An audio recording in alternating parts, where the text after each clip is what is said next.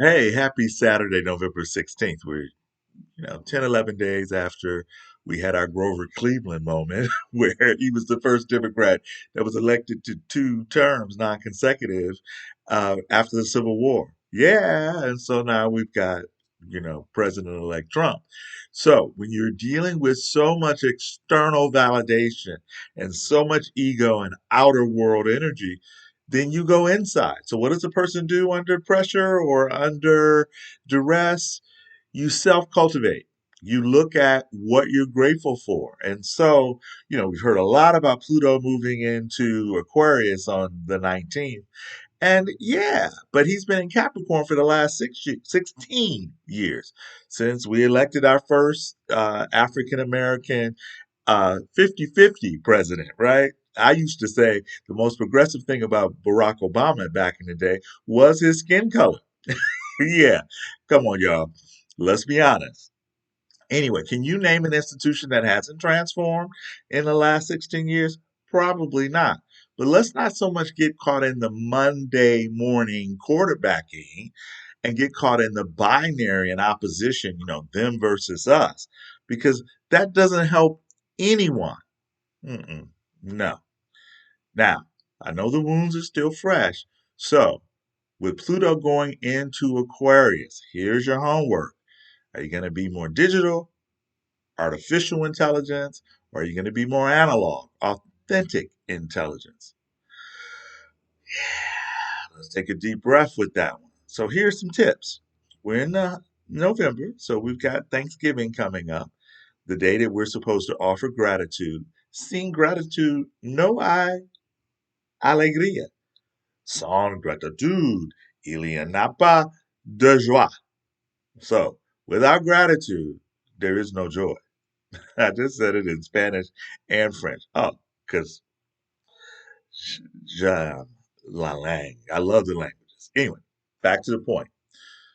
The artificial intelligence is here to stay. Like it were the 50s, where television was going to destroy everything.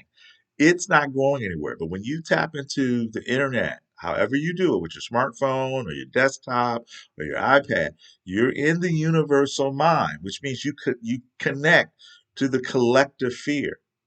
But when you buy a beautiful journal and you daily do a gratitude list, or don't go a lunar shift 2.5 days without at least writing down what you're grateful for, you're going to automatically, it's a universal principle. You're going to attract more joy. And the Cuba shirt is that you become your own irreverent rebel, your creative rebel, that you look at the system and you decide to consciously, work within it, without it, what have you, but you rebel, that there's a consciousness, the rebel with a cause. And the cause is accessing your inner truth, accessing your inner wisdom.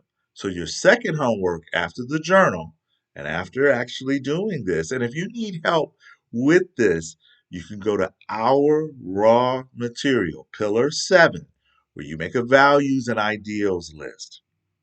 Hey, I ain't gonna do it all for you because that's the age we're moving into, is that we grow, we get out of the Piscean age waters as the fish that we're just swimming in all of the plastic and the junk and the collective unconsciousness, and we go into, oh, I gotta project into a higher reality. What would it be like if I had feet?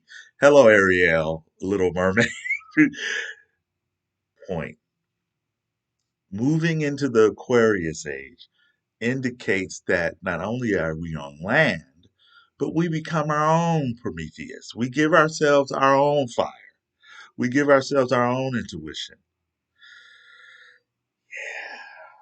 Got so much knowledge, but how much joy and wisdom do we emanate?